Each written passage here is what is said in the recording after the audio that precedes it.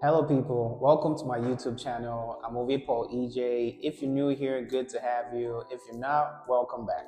So, we're going to be doing things a little bit different today. I'm going to teach a little bit more about the concept of your time and how it matters directly. I've been working on this framework since 2025, and this is the end of 2025. I'm doing this video in November because people tend to start to reflect a little bit at the end of the year, looking into the next year. And I'm working on a lot of projects. People ask me what my mindset is behind it.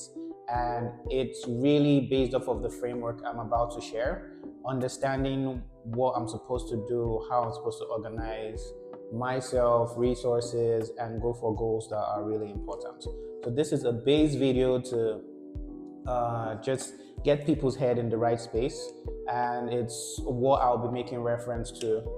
So join me. What the framework is, I call it the priority pyramid. It's going to be a series. I'm going to do a lot of these videos. So let's get right into it. It's called the priority pyramid, and what we're going to be looking at is the concept of time, how your time is important, what it means, concept of love and how that is related to time, what that means in terms of money, what making money is. We're revisiting this again, and ultimately how these three interact to build what we would come to know as the future. So, the overview, just based off of how we get to do this, and I just term this a pyramid because understanding how this interacts for you and other people would enable what it does for me, you to prioritize better, identify opportunities, know the right places to be, the right frequencies, get in tune, all that good stuff. So, we're going to get started with the first concept, time. So we're starting out with time, the concept of time. And I have to ask, what do you think time is? A lot of time when we think about time, we think about what we already come to know. What we need to realize, first of all, is that society has already been crafted and built. The people who control society more or less know these principles and have been able to propagate it. And what happens is that the vast majority of society is on the receiving end. They're not using these principles, they are on the receiving end of these principles. One of those things is conception of time. What exactly is time? um, when we look like, okay, at the wristwatch and say, have 5 more minutes, what does 5 more minutes mean? The minutes and the days and the hours, all of that, it's in relation to where we are in the world and relation to how the sun moves, and then we calculate seasons, and based off of that we break it down into what we understand as time. But if you deconstruct it a bit and you think about when exactly does your time start, when does it end? Every religion or even thoughts of thinking rewinds back to how did time start. It goes back to creation, it goes back to evolution, it goes back to a deity. It's always how did it start, because the instruction you have about time would be how it would determine how you value it, how you use it, and all of that good stuff. But we're not going to get arguing about, oh, time started here, or you take the biblical account or the scientific approach. What we're going to focus on in these teachings is today, how we relate to stuff and how it makes sense in your life, like right now. So when we think about that, the concept of time to me is more of an opportunity to be. So if you think about it from the time you were born, the moment you started out life, what you had and what has been taken and what would keep on ticking till the day you die is the opportunity for you to realize yourself. That is, understand your design, understand what you were made for, understand the things you can do, understand your limits. So, time as it exists is an opportunity for you to realize yourself. What you do in those realizations is everything in between. It's interacting with people, it's going to see different places, it's falling in love, it's eating food, it's getting hurt, it's learning.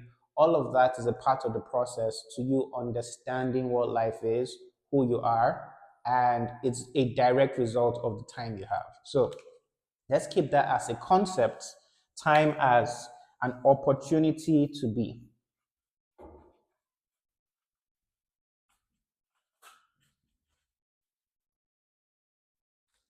An opportunity to be. So everyone has time. Your time can be stolen in the sense that what you're supposed to have that opportunity to be, someone else can take it and keep it in a vacuum and limit you from expressing yourself. And that's where oppression comes, when you take people's time or you keep them limited or trapped. So all starts with time, your opportunity to be. We all have this. It's a fundamental human right. As long as you're alive, you have time, and that's your expression to be. Now we go into the next point because it's directional. It's not just like unrelated. When we go from time, because if you don't have time, then you have no basis for expression or fulfillment. We go into love. And the concept to talk about love for me is the hardest thing in this dynamic to really get a grasp of, because it's like saying, what is love?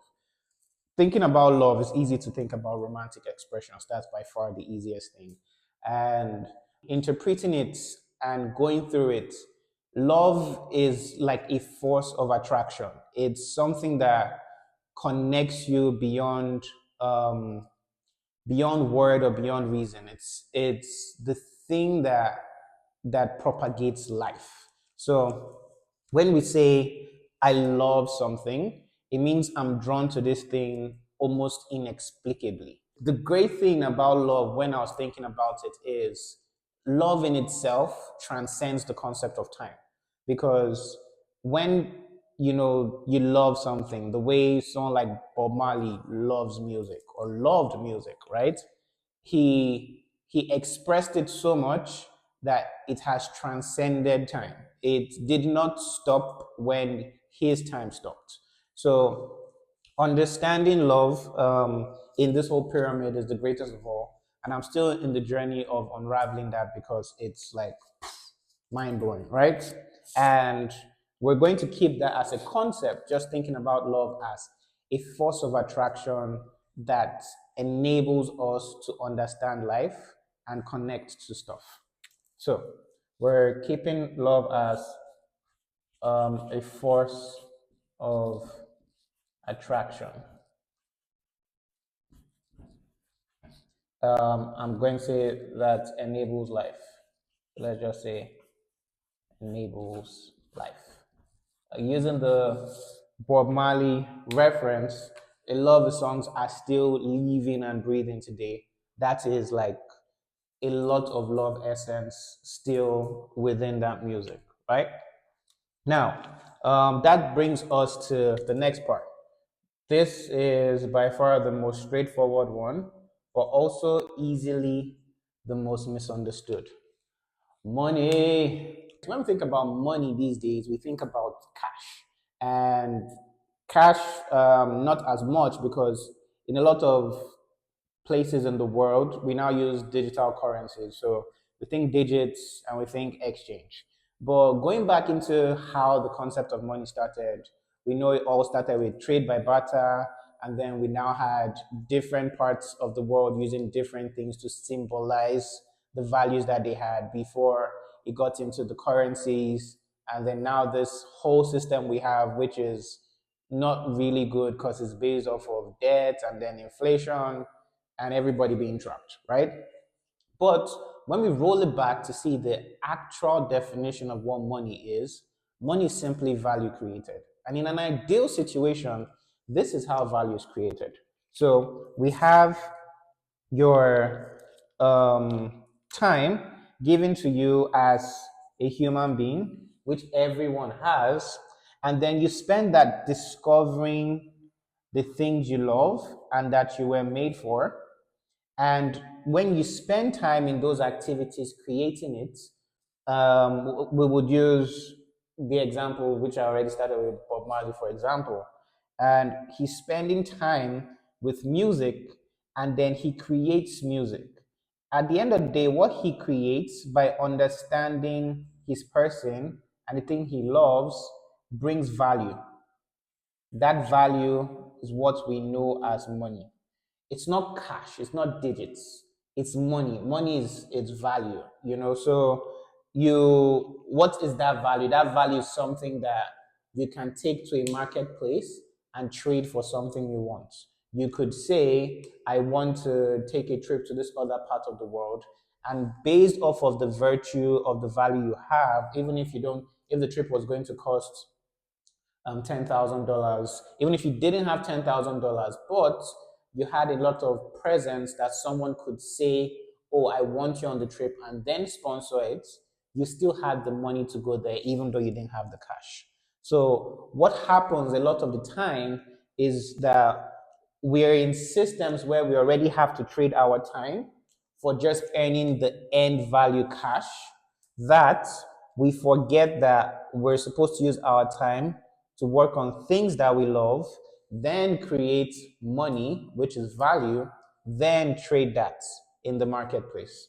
You know, so what the system does right now is just get us to get our time for cash, and then we end up being broke because the cash we're getting in a system where you're not creating any value based off of what you're uniquely designed to do is you're ending up making money and value based off of another person's system. And if you're not in sync with that person's system, you then feel trapped because your time is being misplaced. Now, we're going to get into the last concept, which is the future. So, what is the future? Why this is important is because prior to this year and not having time to think about it too deeply, I used to think about the future as being linear.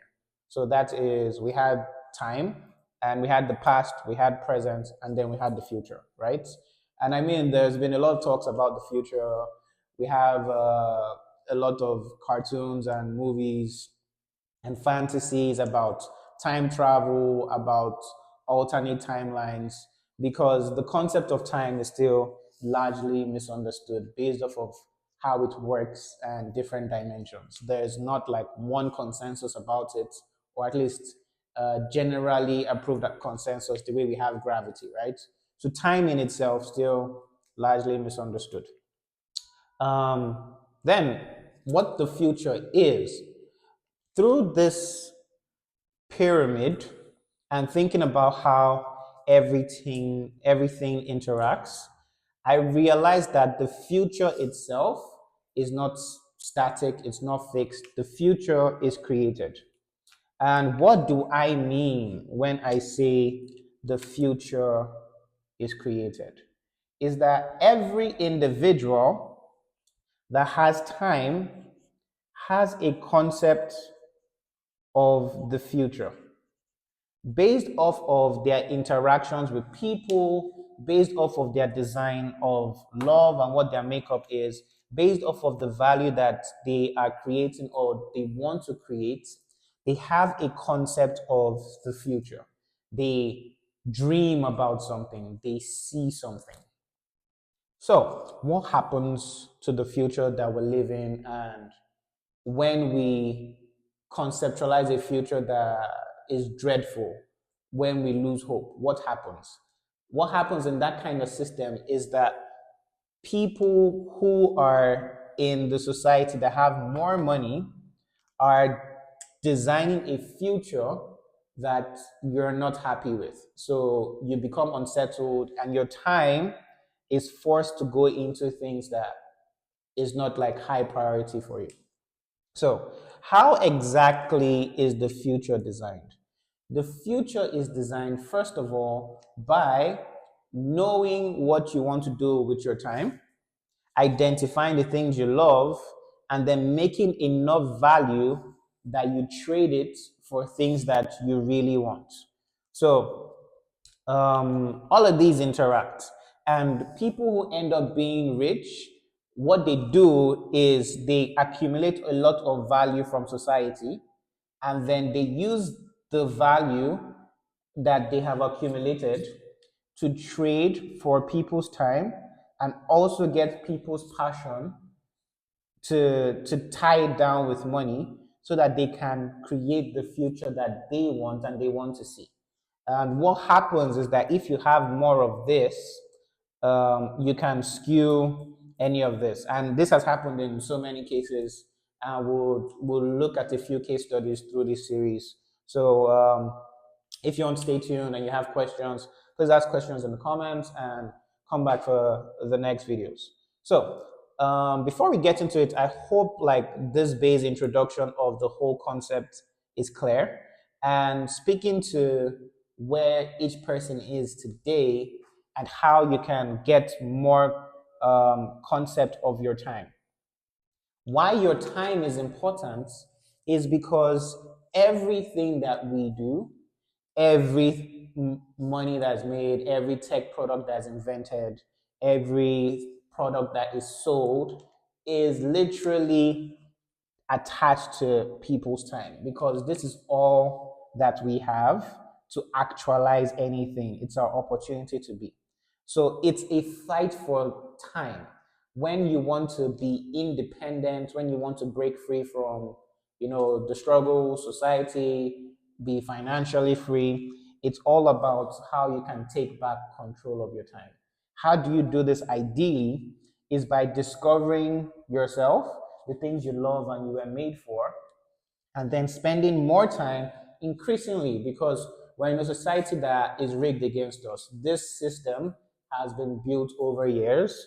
So you have to systematically build systems that you can spend more time on things that you were originally designed for, so that you can create more value, which is money, and then you use that money to trade and then work on the future and design a future that you want. And after like I had this concept on how they interact, it seemed weird because I was like, okay, now that I have this, why can't I just go off the bat and design the future that I want, make everything work? And that was what introduced us to what I call the urgency factor. So everything in life, if you pay attention, kind of like works on a frequency. A lot of people look to science to prove like, okay, this is what the neuroscience says or the quantum physics says. But if you pay attention to life, everything revolves on a frequency. So it's just vibes, right? And what this is what I term the urgency factor. Let me type that.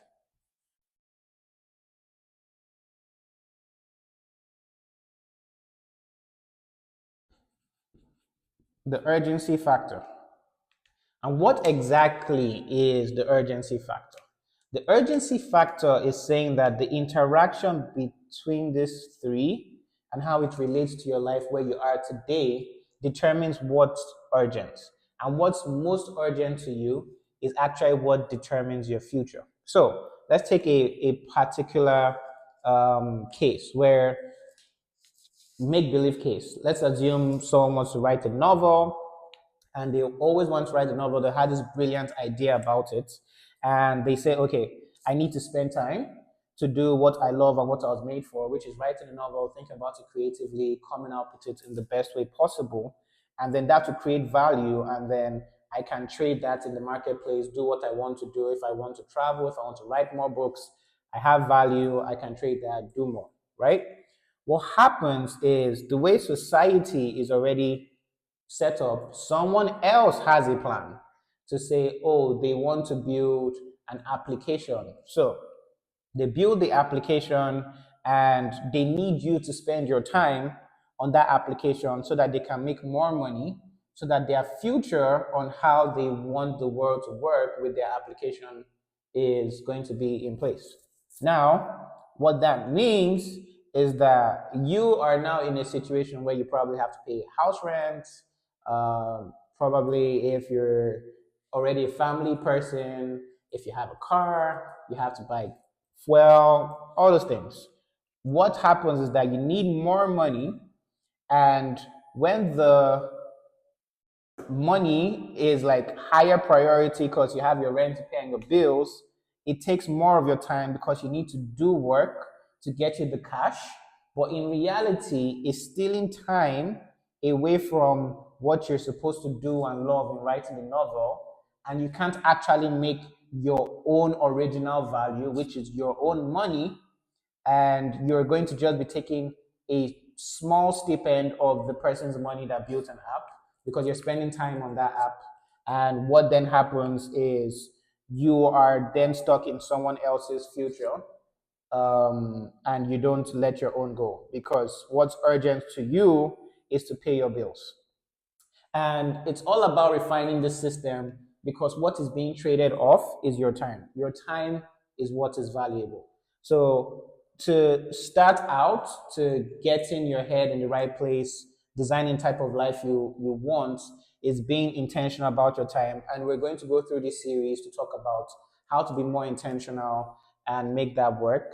Also, how to manage the urgency factor because what it is just being aligned with the right people that you have a similar future with, because one person's future can't dominate everybody. You have to have business partners, stakeholders, life partners, friends, family, and all their futures are interacting. All our futures are interacting. So yeah, finding alignment, similar people to work with, vibe with. We're going to be looking at that, and hopefully if you got to this part of the video, you're vibing with something here in this concept of what I've spoken about.